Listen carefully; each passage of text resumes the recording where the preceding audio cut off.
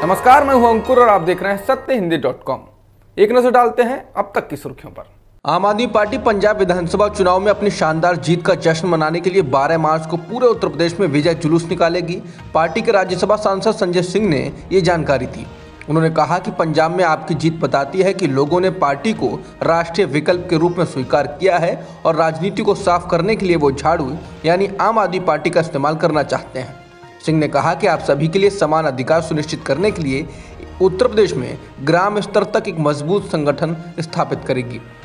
सिंह ने कहा कि इस दिशा में तुरंत काम शुरू किया जाएगा। इसके साथ ही आप उत्तर प्रदेश विधानसभा चुनाव में पार्टी के प्रदर्शन की समीक्षा के लिए 23 और 24 मार्च को लखनऊ में जिला और राज्य कार्यकारिणी की बैठकें भी आयोजित करेगी। बैठक में प्रदेश में पार्टी के संगठन के विस्तार पर चर्चा होगी। बता दें, आम आदमी पार्टी ने उत्तर प्रदेश की सभी 403 विधानसभा सीटों पर चुनाव लड़ा, लेकिन उसे कोई जीत नहीं मिली। उत्तर प्रदेश में हार के बाद अखिलेश यादव की समाजवादी पार्टी के प्रमुख सहयोगी ओम प्रकाश राजभर ने कहा कि राज्य में गठबंधन के प्रयास शायद काफी नहीं रहे और विफल रहे। सोहेलदेव भारतीय समाज पार्टी के अध्यक्ष ओम प्रकाश राजभर ने कहा कि पार्टी उत्तर प्रदेश विधानसभा चुनाव में हार पर विचार करेगी और मतदाताओं तक अपना संदेश पहुंचाने के लिए कड़ी मेहनत करेगी। उन्होंने कहा कि एक कहावत है कि असफल होना ये दिखाता है कि सफल होने के प्रयास पर्याप्त नहीं थे और कमियां थीं। राजभर ने कहा कि हम अपनी विचारधारा को लोगों के घरों तक नहीं ले जा सके और हम इस पर मंथन करेंगे और लोगों के पास फिर से जाएंगे। बता दें, राजभर की पार्टी ने इस बार 6 सीटें जीती हैं। राजभर पूर्वी यूपी के जहूराबाद सीट से जीते हैं। उत्तर प्रदेश विधानसभा चुनाव में भाजपा को अकेले दम पर 255 सीटें मिली हैं। वहीं कांग्रेस और बसपा का प्रदर्शन काफी खराब रहा। कांग्रेस 399 सीटों पर चुनाव लड़ी और 387 सीटों पर उसके प्रत्याशियों की जमानत जब्त हो गई। वो सिर्फ 2 सीटें जीत सकी। कांग्रेस को केवल 2.4% वोट मिले। वहीं बसपा ने सभी 403 सीटों पर चुनाव लड़ा और 290 सीटों पर उसके उम्मीदवार जमानत नहीं बचा पाए। भाजपा के 3 प्रत्याशियों की जमानत जब्त हो गई। इसके अलावा सपा के 347 में से 6 उम्मीदवारों की जमानत जब्त हो गई। दिलचस्प बात यह है कि भाजपा की सहयोगी पार्टी अपना दल सोनीलाल और निषाद पार्टी ने 27 सीटों पर प्रत्याशी उतारे, लेकिन उनके एक भी कैंडिडेट की जमानत जब्त नहीं हुई। किसानों को लेकर राज्यपाल सत्यपाल मलिक ने एक बार फिर कहा कि दिल्ली में जो सरकार है मैं उसके खिलाफ नहीं हूं, लेकिन किसानों को अब और डराकर नहीं रखा जा सकता। किसान अपना हक लेकर रहेंगे। उन्होंने कहा कि बातचीत से नहीं लेंगे तो लड़ाई से लेंगे, लड़ाई से नहीं लेंगे तो हिंसा से लेंगे। उन्होंने कहा कि मैं दिल्ली वालों को राय देता रहता हूं कि आप इनसे पंगा मत लो।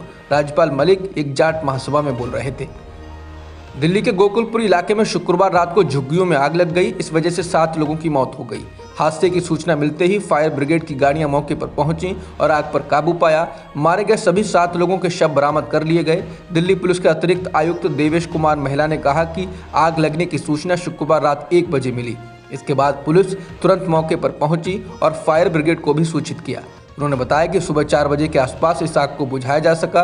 दिल्ली के मुख्यमंत्री अरविंद केजरीवाल ने इस हादसे पर दुख जताया है। रूस और यूक्रेन के बीच कई दिनों से चल रहे युद्ध का मामला बेहद गंभीर होने लगा है। अमेरिकी राष्ट्रपति जो बाइडेन ने शुक्रवार को कहा कि अगर रूस यूक्रेन के खिलाफ रासायनिक हथियारों का इस्तेमाल करता है तो उसे इसकी भारी कीमत चुकानी होगी। रूस ने आरोप लगाया था कि यूक्रेन और अमेरिका जैविक और रासायनिक हथियार बना रहे हैं। रूस के अनुरोध पर शुक्रवार को संयुक्त राष्ट्र सुरक्षा परिषद की जैविक हथियार बनाने के मामले में एक आपात बैठक भी हुई। बाइडेन ने इस बात को दोहराया कि अमेरिका की सेना यूक्रेन में रूस के खिलाफ युद्ध नहीं लड़ेगी। उन्होंने कहा कि नेटो देशों और रूस के बीच सीधा संघर्ष तीसरे विश्व युद्ध की ओर जाएगा और हमें इसे रोकने की कोशिश करनी चाहिए।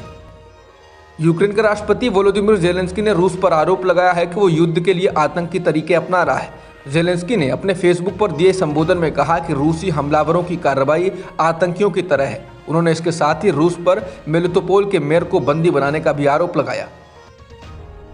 चीन में एक बार फिर कोरोना वायरस के मामले तेजी से बढ़ रहे हैं। कोरोना का ये ताज़ा मामला चांगचुन शहर के उत्तर पूर्वी औद्योगिक केंद्र में हुआ।